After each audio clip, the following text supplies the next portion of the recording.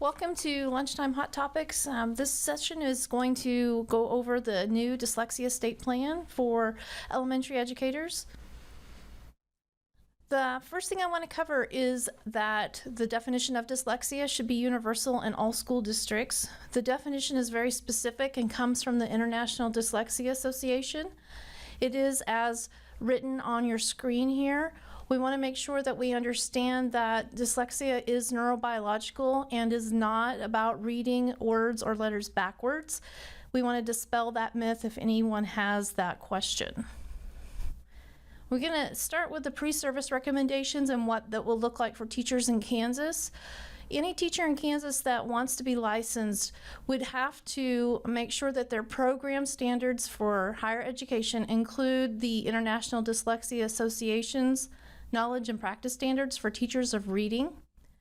This document is accessible at the link on your screen. If you have specific questions about what portions of the knowledge and practice standards that higher ed will be using, please let me know. Colleges of education should have this completed by August of 21. Standards should be updated by then, and then all programs should be staffed, prepped for delivery of this new content by August of 23.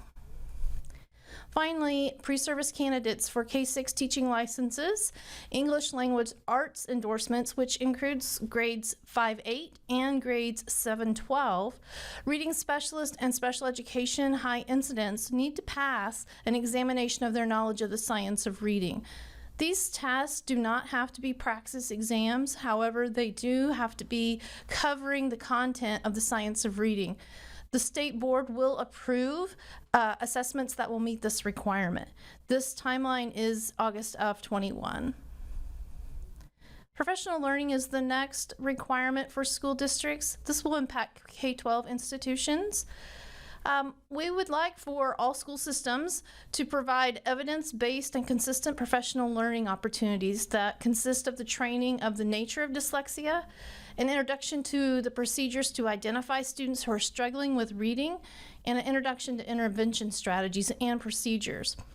The content of this professional learning is on the next slide, and we would like to have this developed and ready to vet to service centers by this summer, July of 2020. The professional learning content includes an overview of science, how science is worked to solve problems, information concerning the meaning and the terms research-based and science-based. We want to make sure all people know the definition of dyslexia and what some common characteristics of dyslexia are. We want to make sure all systems understand how to identify dyslexia or the characteristics of dyslexia in a student. We want to make sure all systems understand what the potential outcomes are if students are not taught explicitly to become competent readers. We want to talk about opaque and transparent writing systems, and we want to talk about what intervention strategies look like and progress monitoring systems look like. This content of this professional development is being currently constructed at the State Department, and we hope to have that to all of our learning centers or educational service centers by the summer. Also, the State School Board is encouraged to ask colleges of education to develop a course of study with a specialization in dyslexia. I do know that there are some universities already moving towards this endorsement or this licensure, so stay tuned for that. I'm sure there will be more information to follow. The next recommendations cover screening and evaluation. Every accredited school shall screen children and identify students who are at risk of dyslexia. This also includes children who demonstrate the characteristics of dyslexia, and this should go in accordance with universal screening evidence-based practice. Universal screening evidence-based practices include beginning of the year testing, screeners that involve all students in class. The measure should be reliable, efficient, and valid for the risk of reading difficulties.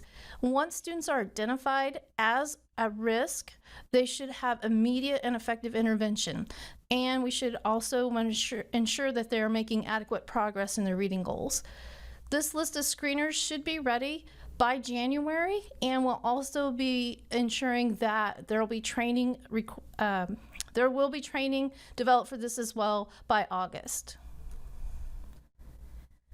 The next recommendation is screening and evaluation, and this is that all accredited school systems in Kansas will implement a rigorous tiered system of supports.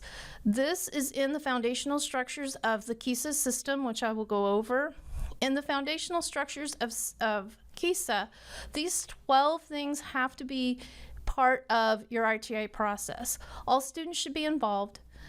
It should be system and school-wide behavior and or reading expectations, database decision-making for the framework, evidence-based screeners, evidence-based curriculum, research-based intervention for your upper 2 tiers. Your intervention groups should be fluid. They should constantly be changing based on data. Your building should have a master schedule that provides for assessment, core instruction, intervention, and collaborative team time. Family engagement is an inherent part of the tiered system of supports. We want to make sure that we have system-wide assessment plan, regular evaluation of your tiered system of supports, and ongoing review of your system policies that support the framework. This is part of the KISA regulations, and all systems will be required to adhere to this. Finally, the screening and evaluation, we want to make sure that school districts have what they need to vet appropriate screening materials for students who are at risk of dyslexia. Our department is currently working on that, and we hope to have that list ready for the board approval by January. Evidence-based reading practices are the final category. And in this recommendation, all accredited schools shall utilize structured literacy as the explicit and evidence-based approach to teaching literacy. This should be for all students. In this recommendation, structured literacy here is referred to in pedagogical practice, not in a program. Structured literacy, uppercase S and uppercase L, refer to an Orton-Gillingham program. That is not what this recommendation is endorsing. We are endorsing the practices involved with structured literacy. Structured literacy includes the components of phonology, sound symbol correlation, syllabication rules, morphology, syntax, semantics, and systematic, explicit, and multisensory instruction. Those are the practices we're looking for.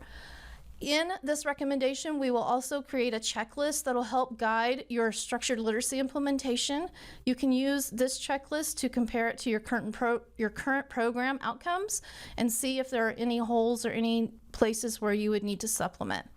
And we will make sure that you stay abreast of information that is concerning structured literacy training available through our department through TASN. Also, the final 2 recommendations, the first one is creating a handbook, and the final one is hiring a coordinator for the dyslexia initiative at the State Department. The timeline for this is for summer of 2020 to align with the beginning of the fiscal year.